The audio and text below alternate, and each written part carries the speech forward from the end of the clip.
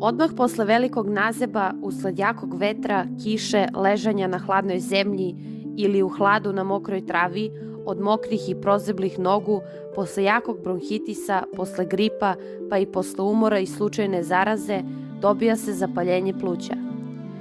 Njega prati grozničavo stanje, visoka temperatura tela, drhtavica, glavobolja, bolovi sa strane u rebrima, leđima, krstima, kašalj s izbacivanjem iz pljuvaka, proređenih krvlju, boje rđe, nesanica, kad povraćanje itd. Čisto samostalno zapaljenje pluća sastoji se u prilivu krvi u jedan deo pluća usled zaraze i koncentracije skupljanja bacila koji izazivaju plućna oboljenja na tom mestu. Ovo stanje može se kad pretvoriti u opštu zarazu krvi i završiti bolesnikovom smrću. Negom, dijetom i lečenjem ova se bolest može lako prebroditi ako je organizam oboleloga iole otporan i nije suviše star. Kod ove vrlo ozbiljne bolesti potrebno je između ostalog uzimati napitke radi dobrog mokrenja. Za to treba davati čaj od lipe, čaj od crnog sleza i čaj od ljubičice. Uvek sve u dozi 10 grama na litar vode ili 5 grama na pola litra. Lipa. Lipa je drvo visine od 25 do 30 metara sa vrlo razvijenom krošnjom. Cvetovi su bledo-žute boje, skupljeni na dugoj držci. Rastu u šumama, gaji se u parkovima. Ona sadrži eterično ulje, flavonoide, saponine, glukozid, polisaharide, fenolkarbonske kiseline, tanin, vitamin C. Pored povećanja lučenja mokraće, dobra je i za poboljšanje probave, grgotanje kod upale usne duplje, uznemirenosti, pospešivanje znojenja, nesanice, iscrpljenosti itd. Crni slez.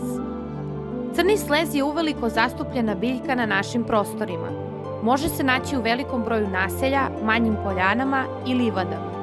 Upotrebljava se njegov cvet za čaj jer u cvetovima ima najviše sluzove materije koja pomaže kod plućnih bolesti. Stablo je zeljasto, može porasti do 2 metara visine. Cvetovi variraju od ružičasto do ljubičaste boje. Ljubičica. Ljubičica cveta veoma rano i obilno, počev od prvih dana marta pa sve do maja meseca.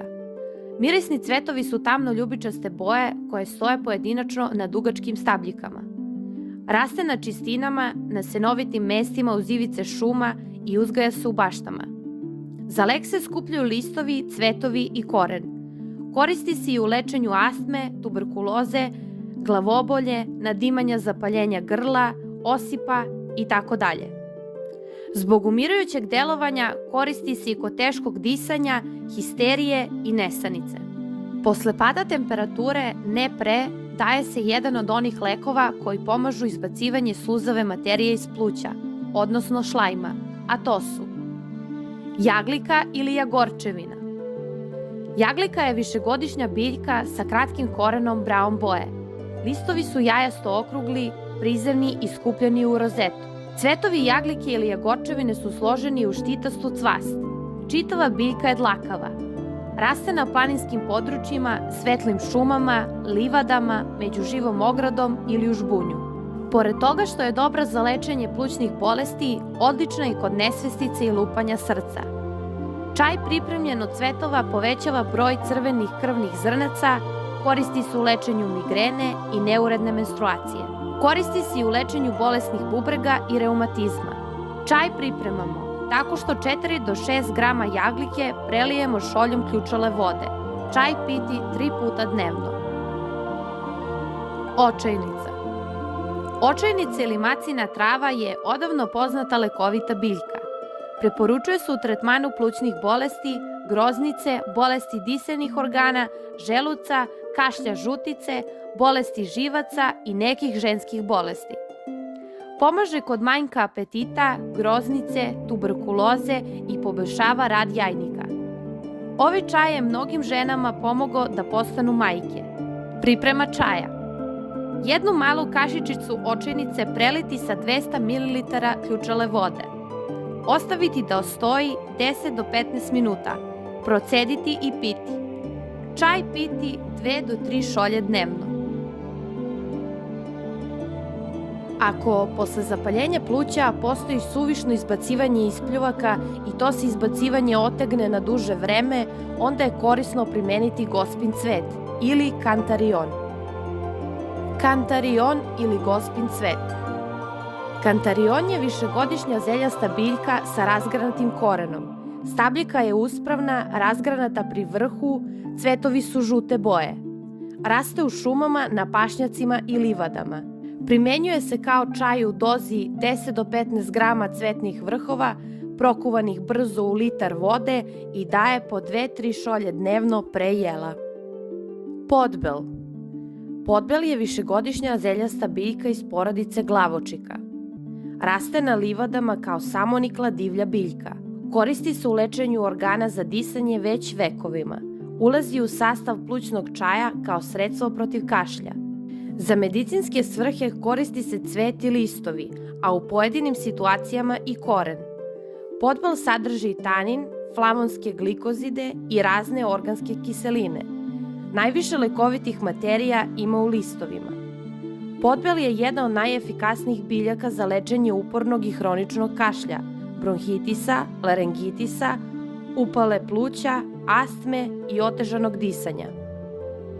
Upotrebljava se kao čaj u dozi 10 grama na 200 ml ključale vode.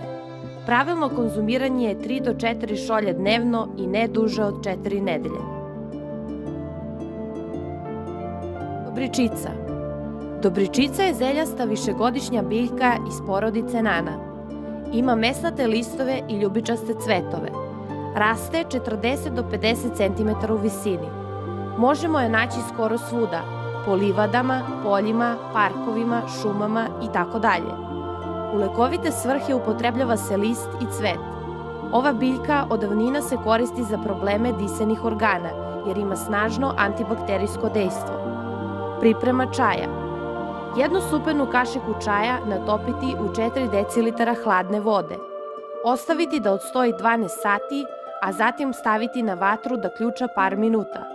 Čaj procediti i piti u toku dana u laganim gutljajima. Blagovanj. U narodnoj medicini blagovanj se i danas naširoko primenjuje u lečenju astme i bronhitisa. Dobar je u lečenju kašlja i promuklosti, a primenjuje se za otklanjanje tegoba jetre, materice, reumatizma itd. Izopili blagovanj je mali polužbun od 20 do 60 cm visine sa stablom koje je pred dnu drvenasto, obraslo uspravnim i jakim lisnatim granama. Cvetovi su plave boje. Uglavnom raste po kamenitim mestima, a i može se posaditi u bašti. Priprema se.